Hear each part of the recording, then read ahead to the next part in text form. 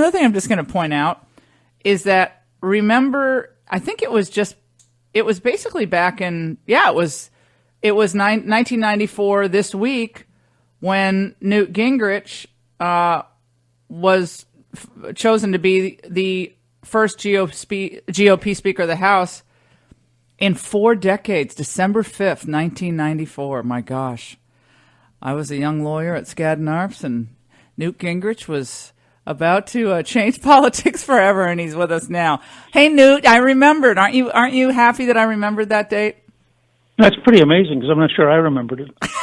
So I think you're winning. Oh, my gosh. How are you doing? How's everything? Good. Everything's great. And I agree with you. It's been fascinating this week to watch the liberal media explain how much they adored President Bush. Just as, by the way, after President Reagan passed away, they suddenly discovered how much they adored President Reagan. And in both cases, of course, they attacked them constantly. And there was a huge depth of dislike for Bush's 1988 campaign, for example. And the liberals were consistently hostile to him. But first of all, I think he does have a lifetime of affection that was built up for most Americans. And this was an opportunity for the left to rally to President Bush as an alternative to President Trump. And that was a big part of the sub-story, I think, of what was going on. Yeah, and the incessant Trump bashing that accompanied this week of eulogies and remembrance, your reflection on that, because of course they want us all to forget what they really thought of the Bushes, because that's convenient for the media. But it was accompanied by, see, Trump isn't like he was just this gracious, wonderful person, unlike this bore we have in the White House. Right, but I think in a sense we overanalyze all this. The left hates Trump. The left hated Trump on election night. The left hated Trump the day after the inaugural, when Madonna said she dreamed of the White House being bombed. The left gets up every morning knowing Trump is guilty. They're just not sure what he's guilty of yet. And at some level, we ought to relax and say, the New York Times, it's a little bit like lions eat zebras.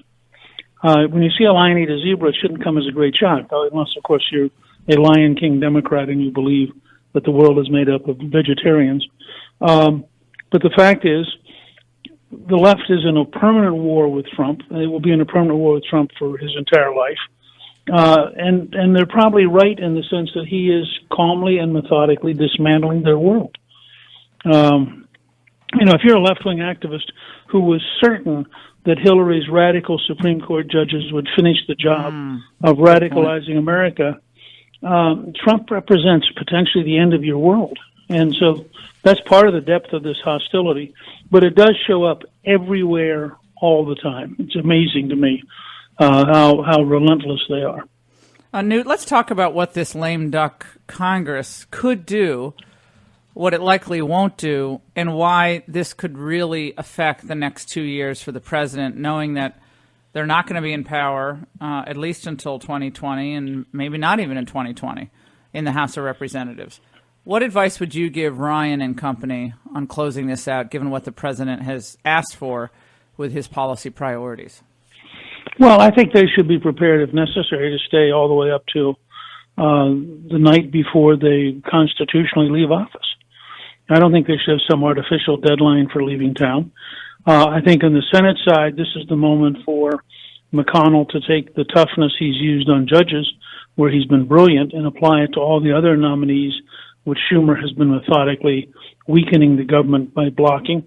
It's truly the deepest undermining of the American executive branch in my lifetime is watching the Democrats block the nomination of all of these people who should be running the departments. So you still have a huge layer of Obama appointees who were in office because the Democrats have put so much pressure against nominations, and the Republicans have caved in. They should adopt a policy that we're going to be here every single day until we get all these things approved.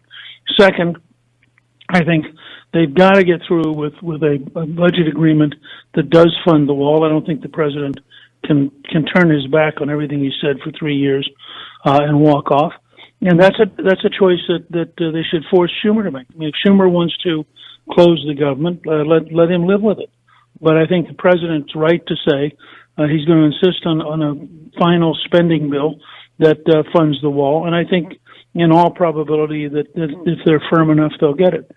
And then third, there are several bills that the House is prepared to pass and that they should keep pushing on. I'm personally, because of over 20 years involvement, deeply in favor of criminal justice reform, which I've seen work in Georgia and in Texas and in a number of states. There's a bill hung up in the Senate that ought to come out and get passed. Now, there's no reason not to pass it. So there are a number of things like that ought to be done. And finally, I think they ought to make one more run at passing, making the tax cuts permanent. Yeah, and I would say that, I think the criminal justice reform is, and it's a big priority of Jared Kushner and others who fought for this on Capitol Hill. But the thing that Trump ran on is not criminal justice reform. It's the wall. And right. I think that has, but Paul Ryan, Goodlatte said yesterday, I think it was yesterday, and I read it on Twitter, that the leadership has been, the GOP leadership in the House has been the, real barricade to use a phrase that kind of works here, but, it's a barricade to this, funding. Ryan never wanted this wall, and he just kind of talked to Gagin doesn't want it. The president has a very simple tool: veto the bill. Mm-hmm. And all the president has to say is, first of all, I think that if the president insists that Ryan will do everything he can to get the wall, Ryan does not want to leave town with his last act as speaker presiding over the collapse of the government because they can't get their job done. So it's up to the president to insist on him. It's not Ryan's fault that Ryan, was not a Trump Republican. He was a Romney Republican. It's not his job to be wildly in favor of the wall. That's the president's job. And the president has enormous power, as you know, to simply say to him, you guys ain't going home, and I'm not signing the bill. And at that point, they've got a decision to make. And I think they will, in fact, give him the money he needs if he's prepared to be tough enough. With the standoff with China right now, the president went down to Argentina, had the big meeting. Lighthizer and Wilbur Ross and others who had been working on this face-off with China, given the rampant technology transfers, the subsidizing of product dumped into the United States, cheating at every level, which has really had a horrific effect on America's manufacturing base over the years. And now the president is in this moment, Newt, where what he has touted a lot is the market, the stock market. He oftentimes references it, which I thought was always kind of a risky thing to do, but nevertheless, he staked a lot of his economic advancement on the market, and the Chinese, I think, know that. And so the shakier the market looks, and the more some of these so-called experts tie it to this China deal, does this become an Achilles heel for this president? No, I think, look, first of all, markets go up and markets go down. Nobody should invest in the market who doesn't know that occasionally they go down. And we have no idea what the natural value of the market is because it's set by the market. Second, the president's in the right direction. I happened to run into Michael Pillsbury this morning, whose book, The 100-Year Marathon, may be the best single book on how big a threat China is. He's coming up next hour. He's my old friend. Oh, that's great. He's a great guy. And if you read his book, and I'm actually working on a book on China for next spring. Good. And I'm thinking about having the subtitle be Change or Die, because we cannot continue doing what we're doing unless we want China to be the dominant country on the planet and define for us the role we're allowed to play. Because they operate on a different system, they have a different set of rules, they have a different time horizon. They routinely cheat because they don't think it's cheating. I mean, they're not a law-based system. And we have to learn to be as tough and as persistent as they are. And that's going to take some really jarring changes. And I'm hoping that the president will just calmly stick to his guns He certainly has in Lighthizer somebody who's tough enough and who's been warning about this since the 1980s. So I do think it will be rough and tumble in places. I think you have to expect the Chinese to do everything they can to make it difficult. Again, I don't blame them. That's their job. Our job is just to beat them at it. I did this angle last night, Newt, on the so-called smart set, who are perpetually ridiculing Trump as, well, he's not smart, he's a rube, he doesn't read, he doesn't know history. And then we went back and played a lot of the sound bites from people like Bill Clinton, proclaiming that when China was entering the WTO, what a good thing this was going to be. And, well, we'll play it and have you react. Let's listen. This agreement is a good deal for America. Our products will gain better access to China's market, but China gains no new market access to the United States. We'll gain tough new safeguards against surges of imports and maintain the strongest possible rules against dumping products that have hurt Americans in the past. Right before George W. Bush comes into office, this is what Bill Clinton promised with China and the WTO.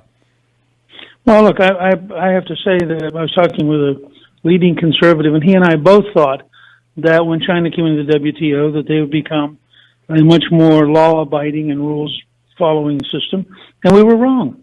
The Chinese have remained the Chinese, and bringing them into WTO was a huge mistake.